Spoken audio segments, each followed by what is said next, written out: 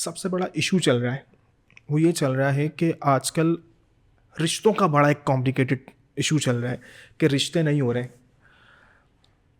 لڑکا لڑکی کے بارے میں کیا سوچ رہا ہوتا ہے کہ یار مجھے اس طرح کے ایک چاہیے, میں فیمیل مجھے یعنی کہ دکھنے میں اچھی ہو, کلر اس کا صاف ہو. اسی طرح لڑکی کے تھاٹس میں کیا, دماغ میں کیا چیز چل رہی ہو, تو لڑکا ویل ایجوکیٹڈ ہو, ٹھیک ہے, اور تھوڑا سا پڑھے لکھے کے ساتھ ساتھ تھوڑا سا اس کو بزنس سیٹ ہو. کیا ہمیں لگتا ہے کہ اس چیز کو بھی ہم کور کر سکتے ہیں ایک ویلنس انسٹیٹیوٹ کے ذریعے؟ بالکل. دیکھیے آپ کس طرح کے, ہم نے بولا کہ ہم کس طرح کے فیصلے لینے جا رہے ہیں, جی اور کئی بار ہماری ہم پریورٹائز نہیں کر رہے ہوتے کہ امپورٹنٹ کیا ہے. آپ دیکھ لیں کہ there beautiful couples are there, exactly ایسا ہی ہے.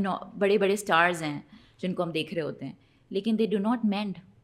کچھ عرصے میں ہم سنتے ہیں کہ سپریشن کی اسٹوریز سنتے ہیں. ایسا ہی ہے.